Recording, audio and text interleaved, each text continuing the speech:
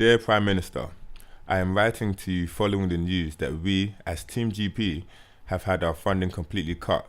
I truly feel like we are starting to put British basketball on the map and we are now being taken seriously on the world stage. Do not underestimate the fan base that this sport has in the UK. The sport of basketball is a pathway that teaches so many valuable lessons on and off the court. We all heard about the legacy that London 2012 was going to bring to sport in the UK. How are we supposed to motivate these kids to carry along their journey when there's now nothing at the end? No Team GB. No Olympic dream. No goals. I also want to share with you one fact that I was given when this news came out. Basketball participation for 11 to 15-year-olds is at 27%. Which is second only to football. This is the time to be supporting such a statistic, not wiping it out. Kind regards, Walding.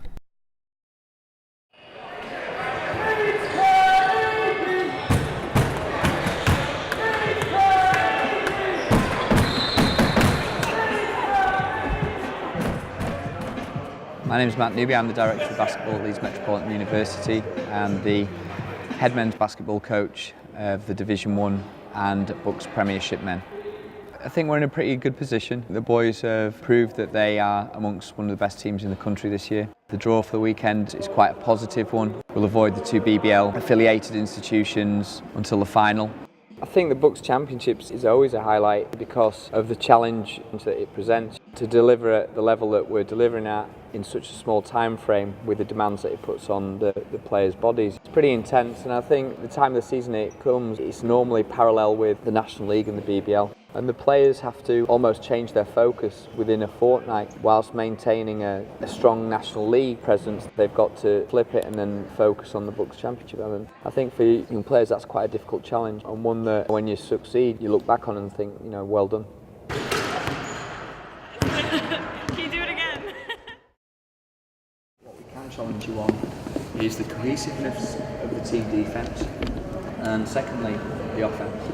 Right? In terms of where we were probably 3-4 weeks ago, where we were prepared to give up a good shot for a great shot, that wasn't the case. All right, it's going to be a full 2 hours. All right.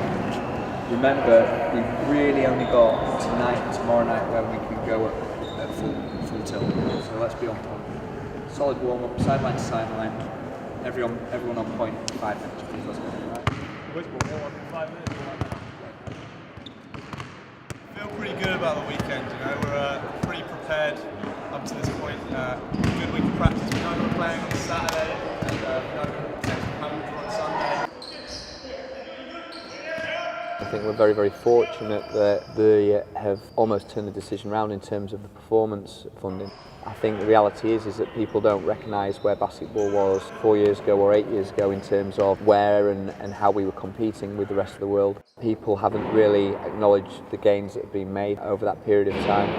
I think, you know, when you look at the funding that other sports are getting for lesser performances or perhaps lesser output over the same period of time, it's tough to rationalise the decision that was made. With a new round of funding being put in place with certain targets to hit, I think you'll hopefully see a better level of productivity.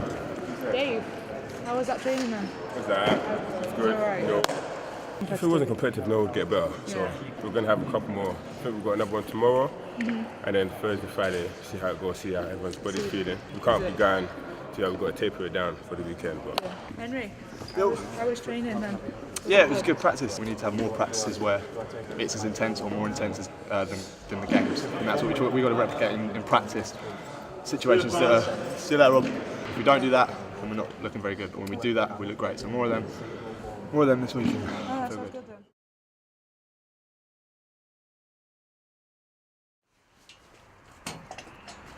Otherwise, the dog that wheezes on us might escape, which would be a travesty.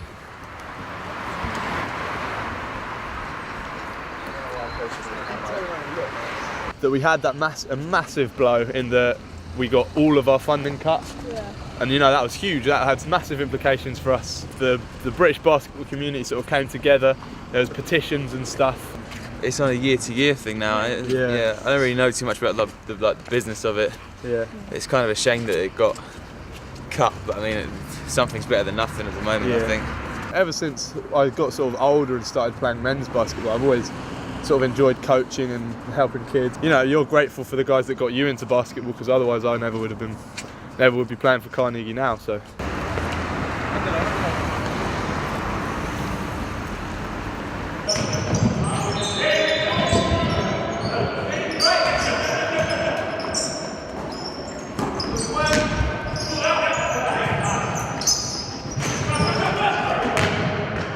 My name's Nick Dawson. I'm the England Basketball Participation Coordinator for the North of England, and I am Carnegie Women's Division 1 basketball coach. There's always been a negative view of basketball within UK sport and within Sport England. There seems to be, that's the opinion that you get from within inside the sport anyway. Primarily, I would say, because a lot of the people at the top are from other sports, so they don't necessarily see the value. They've not been educated on what basketball can do and what it does do and what it offers. GB basketball came into existence just over 4 years ago for the funding cycle leading up to the London Games. So before that it didn't exist. They were given the funding to run up to this Games, and then everyone was always going to have to reapply, all the sports, to get their next round of funding. So they took the view that because we didn't medal in London that would be us done. So that's why the funding cut was gone.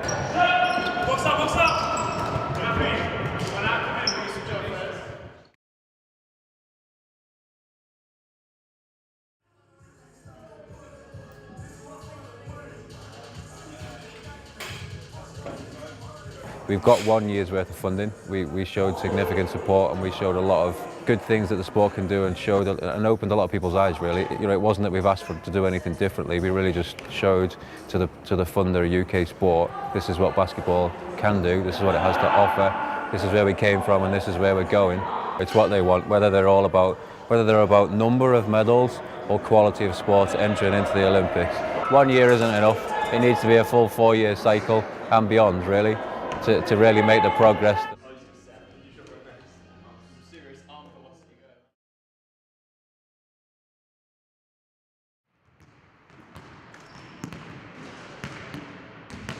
I'm Jo Claydon. I play for Carnegie Basketball. Well, I've been playing since I was 8, and I'm 29 now, so 21 years on and off. I know that when the Olympics came, we had a lot of funding, and all the money was thrown in, and there was a big decision made whether money was going to be funded to the Olympic teams, and when it was, you know, they did really well, and despite them not winning games, etc., they did well. But now funding's been cut because of it all, and it's strange to me in that we can throw all the money in there for the Olympics, and then it be cut. You know, if we did that well at the Olympics and we came 3 points to beating France, who are world number 3 or 4, you know, and we came that close, we should be putting more and more money into Great Britain basketball. It was a big achievement because that's the first time that we've been in the Olympics. Granted, we didn't win a game, but I mean, like I said, they lost by 3 to France, who are a phenomenal team. They played the US and played a great game.